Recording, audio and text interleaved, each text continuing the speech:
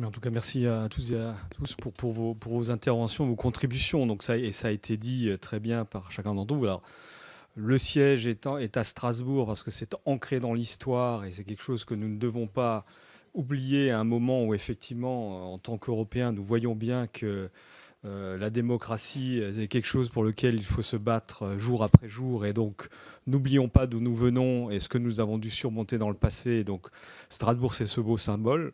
Donc, clairement qu'il faut nous appuyer sur ça pour regarder de l'avant. Et donc, vous avez posé des questions par rapport à ça. Comment est-ce qu'on se projette dans l'avenir? Je pense effectivement qu'il y a un certain nombre de pistes qui ont été évoquées et que nous décrivons dans le rapport. Premièrement, c'est qu'il faut effectivement renforcer le travail parlementaire à Strasbourg, et vous l'avez bien cité, il y a 12 sessions, mais nous réduisons le nombre de jours de session. Donc là, il faut œuvrer pour renforcer le travail parlementaire à Strasbourg, dont tous les personnes nous disent que c'est quand même un moment, tu as rappelé, le mini-congrès de Vienne, où là, les personnes sont là, tout le monde est là, les commissaires, peut-être l'expression congrès de Vienne, c'est pas l'expression meilleure de la démocratie, monsieur le député Blanchon. Mais dire le fait que les gens soient là que pour ça, ils n'ont pas à rentrer chez eux le soir pour s'occuper de leur famille. Les commissaires sont là, les gens se rencontrent dans les couloirs, il y a une intensité du travail et tout le monde est présent qui font que ça a effectivement beaucoup de valeur. Donc oui, ça a un coût, oui, mais la démocratie a un coût et le fonctionnement a un coût. Et le fait que les gens soient rassemblés là a beaucoup de valeur et nous devons travailler sur ça. Donc ça, c'est un premier axe. Ensuite, un autre axe que vous avez évoqué, il y a aussi toute cette synergie avec les autres institutions qui sont présentes à Strasbourg, le Conseil de l'Europe, la Cour européenne des droits de l'homme, qui aussi crée des synergies et des possibilités qui sont peut-être pas suffisamment explorées aujourd'hui pour renforcer ce travail de construction de la démocratie européenne, voire mondiale, hein, puisque Strasbourg accueille le Forum mondial de la démocratie. Je pense qu'il y a un travail à faire avec nos amis allemands.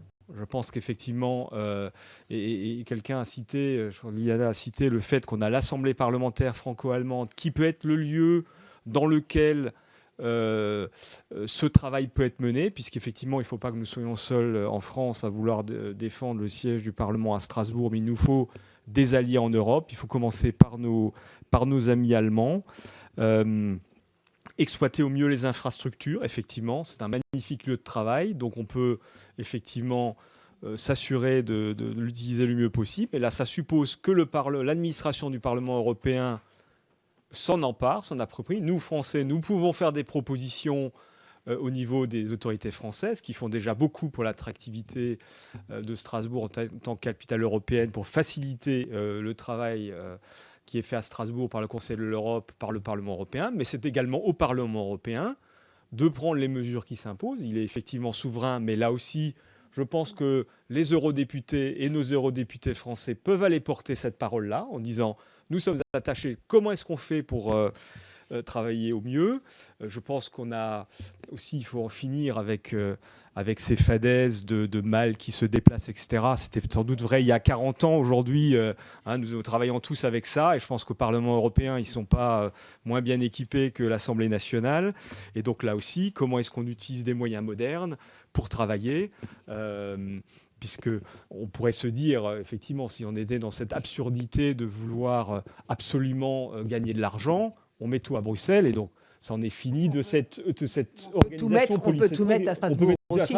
Mais on rassemble tout à ce moment-là. Frontex, la BCE, on met tout ça au même endroit, peut-être à Strasbourg, effectivement, mais on met tout au même endroit, mais ce n'est pas notre logique de la construction européenne, d'une Europe polycentrique. Donc voilà, donc vous l'avez compris, nous sommes, je pense, déterminés effectivement, dans le travail que nous allons mener. Nous sommes très heureux de ce bel échange qu'on a là qui renforce et qui doit renforcer l'action du gouvernement français et qui doit donner des leviers aussi à nos eurodéputés pour travailler dans cette direction-là. Donc, je vous remercie vraiment pour ce soutien exceptionnel. Alors, un grand merci à nos deux